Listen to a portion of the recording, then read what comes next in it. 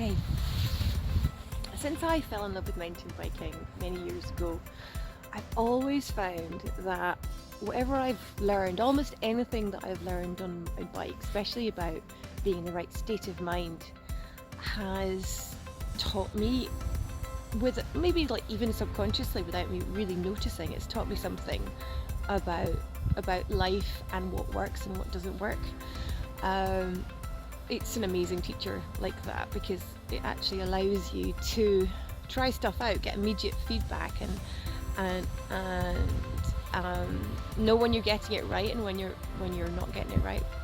I'm going to talk a bit more about that, so if you just bear with me if you're not quite sure what I'm meaning. So, like the ultimate the ultimate feeling when you're riding your bike is to be in flow. It's that feeling when you're just cruising down the trails, you're just flying, it just feels good, it's fun, it's not difficult, but you just feel like you could do anything. And Yeah, it's just such a good feeling, and it's so liberating, and it makes you feel alive. It's a feeling you get on your bike. You might get it on, like, when you're trail running or wild swimming or skiing or windsurfing. All of these sports, you can just get this feeling of flow. It's just a sense of just being in harmony with nature, just in your element, and just being completely absorbed in what you're doing. So the thing is, we've kind of been conditioned to understand that feeling like that is only something you do for fun. It's something you do when you go out and play in your free time.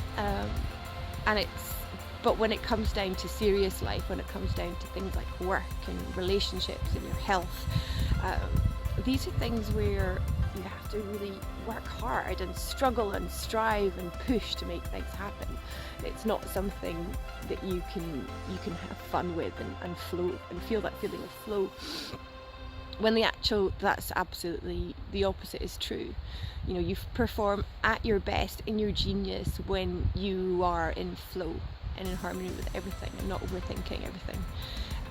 We have, our conscious minds are really not only capable of a fraction of what is available to our subconscious and the rest of our senses and the whole intelligence of our bodies, which are part of nature. So when we take control of everything from our mind, try and think it out, try and think it through, it really limits our possibility and limits what we're actually capable of. You might relate to that if you think about riding down a trail and there's lots of roots and rocks and trees in the way.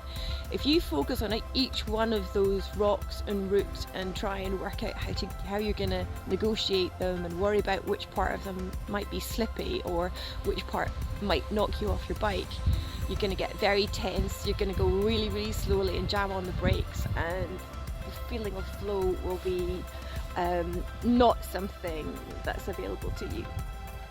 Whereas if you just relax into your body and you just look ahead, look 10, 20 meters down the trail as far as you can see, and just trust that your body and your bike will go where you want it to. It has this miraculous way of just happening. If you've not already experienced that, I would go and encourage you to just have a go at that. You just relax, just look down the path where you want to go. Don't look at where you don't want to go, because it will pull you there magnetically, and just go for it. So the particular element of flow today that I wanted to talk about was the ability to trust.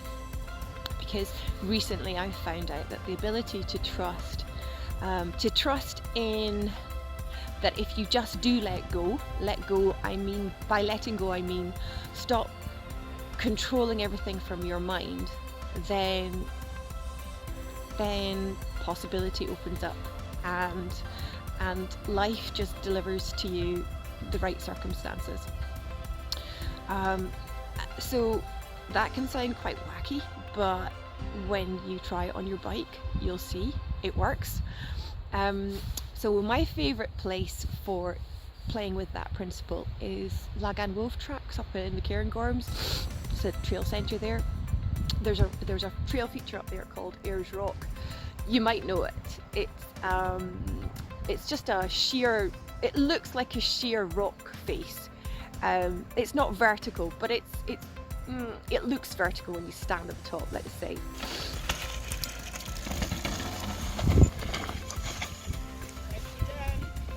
So if you look at that trail feature, you stand on the edge and look down and you just think, there's just no way, that's just too steep, I'm not riding that.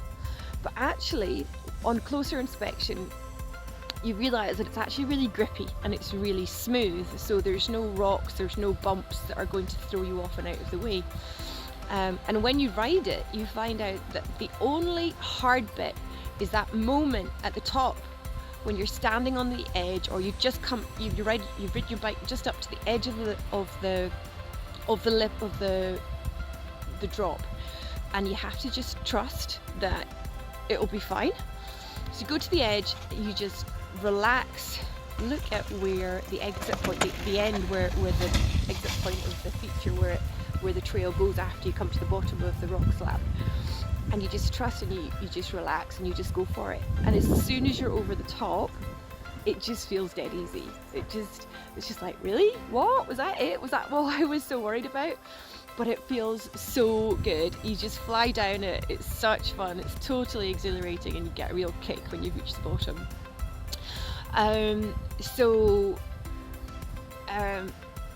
The problem comes when you don't trust, because the moment you don't trust and you start to worry about it, your body will tense up and you'll hold everything really tight. You won't flex in your muscles or your joints, which makes you much more likely to fall off, especially because the approach is a bit bumpy. You are much more likely to approach the edge and just slam on your brakes. Slamming on the brakes at the wrong moment when you've gone a little bit too far could end up being a bit messy. So there's really high stakes in bottling it, and bottling it will mean, it's not going to be nice. So it's a real exercise in trust. But I absolutely love it, because recently in using this principle of trusting in my life, I've been working on my coaching business for a while, and just noticing how I've been deciding, making a strategy, making a plan, a marketing plan of how I'm going to market my business, so forth. And I realize this is not flow. This is control. This is conscious control from my mind. So I have been doing a bit of an experiment in this whole principle of trust, which has just involved going, okay, I remember what it feels like to be at that top of that rock slab in Lagan, and just letting go, breathing down into my body, trusting my bike, trusting my natural ability, and just going. And now what I'm finding is when I'm using that same skill in relation to my business, and I've just decided, right, okay, I'm not going to make any more plans. I'm just going to focus on what would be really fun, what would be really exciting, what I'd really, really love to do, which is be outside on my bike in the forest, which is what I am now. Then what's going to happen? And kind of this is what's happened. I'm here making this video, which I would have never thought of. I mean, basically all sorts of possibilities have popped into my mind which weren't there before. So yeah, it's exciting. It's working out for me, and that's really my New Year's resolution. It's to carry on trusting. So I challenge you to go out on your bike or on your skis or on your trail, if you're trail running or whatever it is.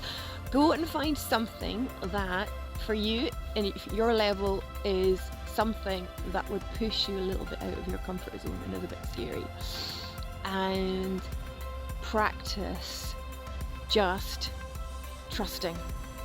Of course, take the precautions to make sure you know what the obstacle is, or what the hazards are, But once you've done that, like, let all of that go,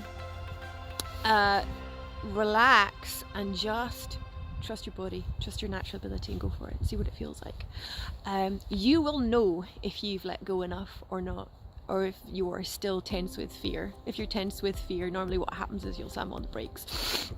You'll stop yourself. If you're on your skis, you'll lean back and fall over, and you'll know you're not trusting. So make it something small to start with if it's really scary, and then you can build up. You don't need to start with something utterly terrifying. Just go in small increments.